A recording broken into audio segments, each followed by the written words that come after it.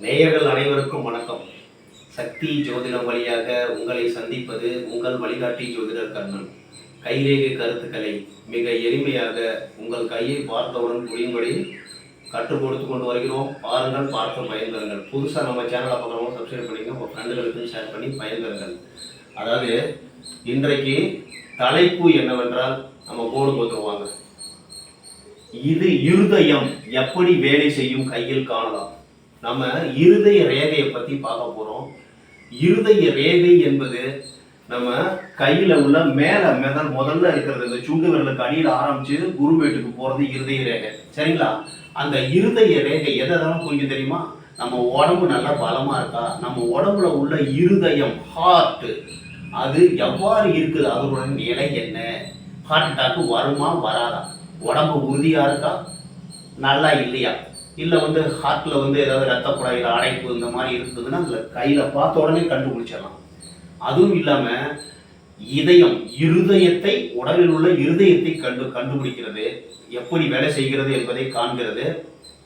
இன்னொன்று, இதயம் நல்ல மனசு இருக்கா, நல்ல இதயம் இருக்கா, காதலோடு இருப்பாரா, அன்போடு இருப்பாரா, அவருடைய வாழ்க்கை எவ்வாறு அமைய போகிறது என்பது இருதய ரேகையை பார்த்து கண்டுபிடிச்சிடலாம்.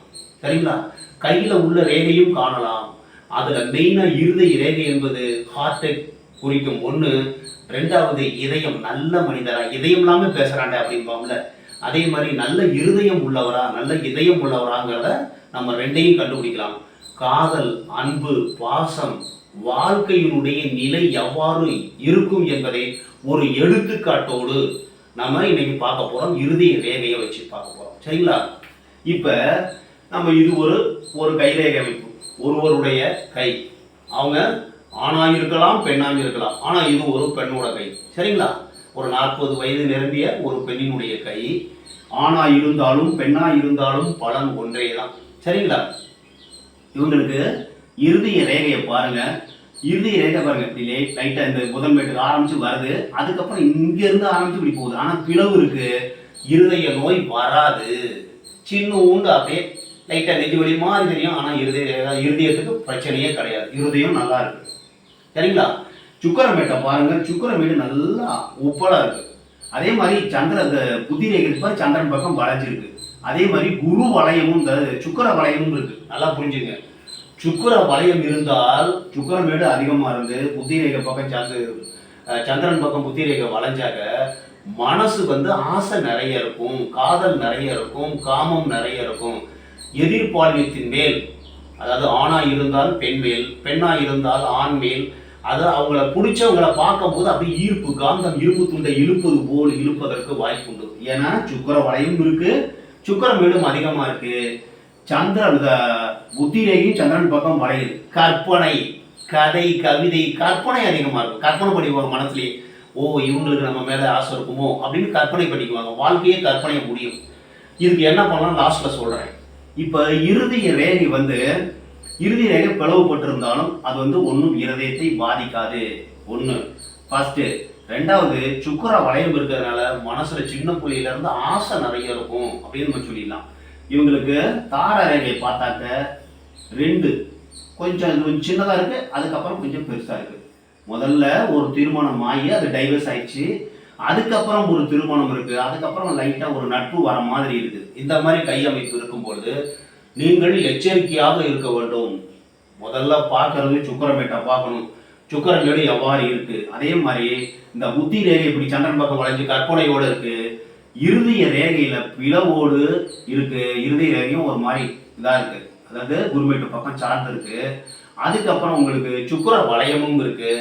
அந்த மன்மத மேட்டை பாருங்க, முதல்ல ஒரு திருமணம் நடந்து அது விவாகரத்துல முடிஞ்சிருச்சு, அதுக்கப்புறம் ஒரு திருமணம் நடக்குது, அதுக்கப்புறம் ஒரு திருமணத்துக்கு அப்புறமும் ஒரு சின்ன உண்டு ரேகை உற்பத்தி ஆகுது. அப்ப ஆசை அதிகமா இருக்கு, சுக்கரமேடு அதிகமா இருக்கு, சுக்கர வளையம் இருக்கிறதுனால ஆசை அதிகமாக இருக்கிறது.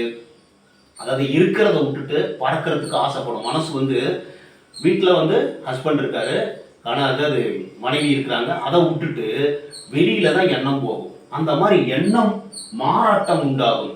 இந்த இருதய ரேகையில பிளவு ரைட்டா இருந்து அது இப்படி இப்படி நேரா போற ரேகையில இப்படி பிளவு வந்துட்டு அந்த இடத்துல ஹார்ட் அட்டாக் வரும்.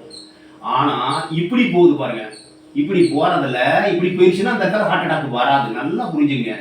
இப்படி இருதய ரேகையில இந்த மாதிரி இருக்கும்போது ஹார்ட் அட்டாக் வராது. கொஞ்சம் மனசு வந்து ஆசை நிறைய இருக்கும், காதல் நிறைய இருக்கும், பாசம் நிறைய இருக்கும் அப்படின்னு நம்ம சொல்லலாம். எண்ணம் அலை மோதிக்கிட்டே இருக்கும். என்ன அலை மோதல் அந்த மாதிரி இருக்கிறதுக்கு வாய்ப்பு இருக்கு. கையில வந்து சுக்கர வளையம் இருக்கு, சுக்கர மேடு அதிகமா இருக்கு. இந்த மாதிரி இருக்கும் பொழுது மனசை வந்து கண்ட்ரோலா பார்த்துக்கணும். மனம் வந்து இருக்கிற வீட்டில் இருக்கிற ஹஸ்பண்டையோ இல்லை ஒய்ஃபையோ விட்டுட்டு வெளியில யாராவது ஒருத்தர் அவங்களுக்கு பிடித்த மாதிரி இருக்கிறவங்களுக்கு மேல எண்ணம் தோன்றும். அந்த எண்ண அலைகள் ஓடும் பொழுது ஆனா இருந்தாலும் எப்படியாவது முயற்சி பண்ணிட்டு இருப்பாங்க. பெண்ணா இருந்தால் மனசை வெளியில சொல்றதுக்கு கஷ்டமா இருக்கும். அந்த ஆசை வந்து மனசுக்குள்ளாரையே நிறைய இருக்கும், நிறைய புதஞ்சு போயிடும். நல்லா புரிஞ்சுக்கிட்டீங்களா? இந்த மாதிரி ரேகை ஆணுக்கு இருந்தாலும் பெண்ணுக்கு இருந்தாலும் நம்ம வீட்டில் கல்யாணம் ஆகிறதுக்கு முன்னாடி ஆசை நிறைய இருக்கும். கல்யாணம் ஆயிடுச்சுன்னா அந்த ஆசையை கணவனிடமோ மனைவியிடமோ தீர்த்து கொண்டு வாழ்க்கையை சிறப்பாக வாழ்ந்தால் நலமாக இருக்கும். இல்லைன்னா வாழ்க்கை அந்தரத்தில் தொங்கிவிடும் என்பதை நீங்கள் புரிந்து கொள்ள வேண்டும். கையில் ஆசை இருக்கு சார், கற்பனை இருக்கு சார், அதே மாதிரி இருதயம் சுக்கர வளையம் இருக்கு, ஆசை நிறைய இருக்கும். வாழ்க்கை வந்து ஆசையிலேயே கற்பனையிலேயே ஓடிக்கிட்டு இருக்கு. கற்பனை கோட்டை கட்டுவார்கள். இது மாதிரி இருக்கும் பொழுது நீங்கள் யாருடைய கையில் இருந்தாலும் நீங்கள் ரியல் லைஃபுக்கு வரணும். இப்போ நமக்கு திருமணம் ஆயிடுச்சு, நம்ம ஹஸ்பண்டோடையோ இல்லை மனைவியோடையோ நம்ம இன்பத்தை பகிர்ந்து கொண்டு வாழ்க்கையை நல்ல திசைக்கு மாற்ற வேண்டும். இந்த எண்ணம் கற்பனையில் இருக்கும். சந்திரன் பக்கம் திரும்பினோட கற்பனையில் இருக்கும். சுக்கர வளையம் இருக்குது, சுக்கர வீடு அதிகமாக இருக்கணும், ஆசை நிறைய இருக்கும். ஆசை வெளியில போகும். அந்த வெளியில இருக்கிற ஆசையை வீட்டுக்குள்ளாரையே கொண்டுட்டு வந்து கணவனுடைய மனைவியோட இன்பத்தை அனுபவித்தால் வாழ்வு சிறப்பாக இருக்கும். இல்லைன்னா வாழ்வு அந்தரத்தில் தொங்கிவிடும். இதை நீங்க எச்சரிக்கையா பார்த்துக்கணும். விதி ரேகையும் நல்லா இருக்கு, சூரிய ரேகை 50 வயசுக்கு மேல ஆரம்பிச்சிருக்கு. இது மாதிரி கையில யாரு கண்டாலும் உங்களுடைய ஆசை வெளியில போகும். அந்த ஆசையை வீட்டுக்குள்ளரே வச்சு கணவனோடையோ மனைவியோட இன்பத்தை அனுபவித்து சந்தோஷமாக வாழ்க்கையை வாழ முயற்சி செய்தால் உங்கள் வாழ்வு சிறப்பாக இருக்கும். இல்லை என்றால் பிரச்சனை வருவதற்கு வாய்ப்பு உண்டு. நீங்கள் நினைத்தால் இப்ப நம்ம கைரேகைப்படி நம்மளுடைய எண்ணம், நம்மளுடைய மூளையினுடைய செயல்பாடுகள் கையில ரேகையா ஓடுது. நம்மளுடைய கையில உள்ள மேடுகள் ரேகைகள் மூலமா கையில ரேகை ஓடுது. அதை மாற்ற முயற்சி செய்தால் கண்டிப்பாக முடியும். முடியாதது எதுவுமே கிடையாது. நம்ம ஜாதகத்துல அது வேற விஷயம். அது கோள்களுடைய சஞ்சாரம், அது அதுவரை செய்யுது. சுக்கரன் அதிகமா இருந்ததுன்னா ஆசையை உண்டு பண்ணுவார். சுக்கர வளையம் இருந்ததுன்னா ஆசையை உண்டு பண்ணும். சந்திரன் வீட்டு பக்கம் இருந்ததுன்னா கதை, கவிதை, கட்டுரை, கற்பனையில ஈடுபாடு இருக்கும். கற்பனை கோட்டை கட்டி வாழ்வதற்கு வாய்ப்பு உண்டு. அவங்க வேலையை அவங்க செய்யறாங்க, கிரகங்கள் செய்யுது. நம்ம என்ன பண்ணணும்? நம்ம மனசாட்சிப்படி நமக்கு திருமணம் ஆயிடுச்சா, நம்மளுடைய வீட்டில் இருக்கிற எதிர்ப்பாளினத்தோட சந்தோஷமா இருக்க முயற்சி செய்தால் உங்கள் வாழ்வு சிறக்கும். இல்லை என்றால் வாழ்வு பிரச்சனைகள் முடியும் என்று கூறி மற்றும் ஒரு சிறப்பான காணொளியில் உங்களை சந்திக்கும் வரை உங்கள் வழிகாட்டி ஜோதிடர் கண்ணன். வணக்கம்.